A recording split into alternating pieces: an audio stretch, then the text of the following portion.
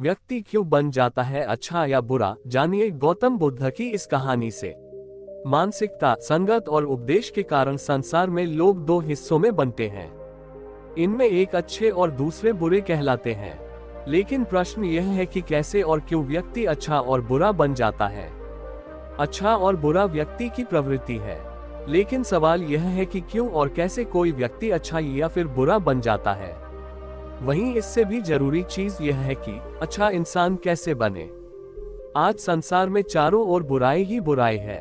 दंगे फसाद, लड़ाई झगड़े, हत्या और आपराधिक कामों से जुड़ी खबरों की कोई कमी नहीं है। इसका कारण है इंसान का बुरा बनना। जब इंसान की प्रवृत्ति बुरी हो जाती है तो संसार भी बुराइयों से भर जाता है। गौतम बुद्ध की इस कहानी से जानेंगे क्यों कोई व्यक्ति बुरा बन जाता है और बुरे काम करने लगता है। साथ ही इस कहानी में जानेंगे कैसे बने अच्छा इंसान। अच्छे या बुरे व्यक्ति बन जाने से जुड़ी गौतम बुद्ध की कहानी। एक गांव में एक शातिर चोर रहता था। पूरा गांव उस चोर के बारे में जानता था, लेकिन इसके बावजूद भी कोई उसे पकड़ नहीं पाया। उस शातिर चोर ने अपना संपूर्ण जीवन चोरी करने में लगा दिया। इतना ही नहीं, आसपास के गांव और नगर में भी उसकी बराबरी का कोई चोर नहीं था। शातिर चोर का बेटा भी बन गया चोर। चोर का एक बेटा था जिसे वह अपनी तरह ही शातिर चोर बनाना चाहता था। इसलिए वह अपने बेटे से हमेशा कहता था कि कभी किसी साधु या सन्यासी के उपदेश को मत सुनना। यदि कोई कुछ कहे भी तो अपने कान बंद कर वहां से भाग जाना।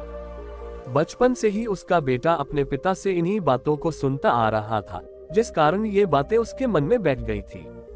ऐसे में बड़े होकर बेटा भी अपने पिता की तरह शातिर चोर बन गया। एक दिन उसे बड़ा लालच आया और वह राजा के महल में चोरी करने के उद्देश्य से जाने लगा। तभी रास्ते में लोगों की भीड़ नजर आई। चोर ने देखा कि लोग एक सन्यासी के चरणों में गिरकर उनका आशीर्वाद ले रहे हैं। वो सन्यासी गौतम बुद्ध थे। चोर साधु सन्यासी से दूर रहता था क्योंकि उसे अपने पिता से यही सीख मिली थी। लेकिन भगवान बुद्ध को देख वह उनकी ओर आकर्षित हो गया।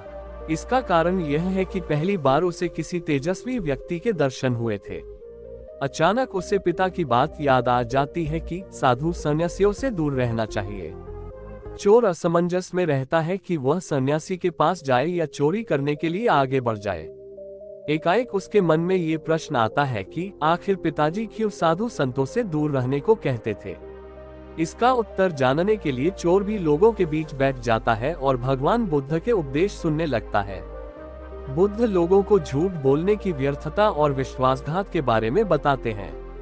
उपदेश समाप्त होने के बाद सभी लोग अपने घर लौट जाते हैं और चोर भी चोरी करने के लिए महल की तरफ निकल जाता है। लेकिन पूरे रास्ते वह यही सोचता रहता है कि क्यों न एक बार उस सन्यासी के उपदेश में कई बातों को मानकर देखा जाए। इस तरह से वह चोरी करने के लिए महल की दीवार से कूदने के बजाय महल के द्वार से अंदर जाता है। उसे देख महल के द्वारपाल उससे रोकते हैं और भीतर जाने का कारण पूछते हैं। चोर कहता है, मैं चोर हूँ और महल में चोरी करने जा रहा हूँ।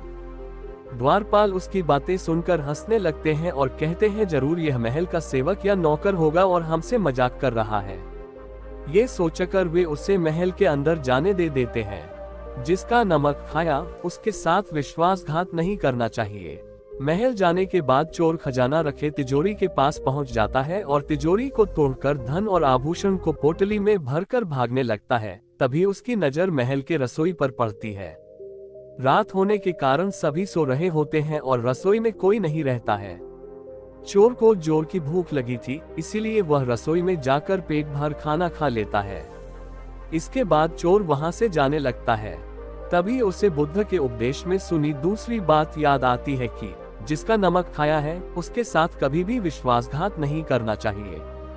चोर सोचता है मैंने इस महल का नमक खाया है, ऐसे में इनका धन चोरी कर मैं इनके साथ विश्वासघात करूंगा। इसीलिए चोर चुराए हुए धन को रसोई में ही छोड़कर जाने लगता है। महल के एक व्यक्ति की नजर चोर पर पड़ जाती है और वह शोर मचा देता है, जिससे महल के लोग चोर को पकड़ लेते हैं और राजा के पास ले जाते हैं।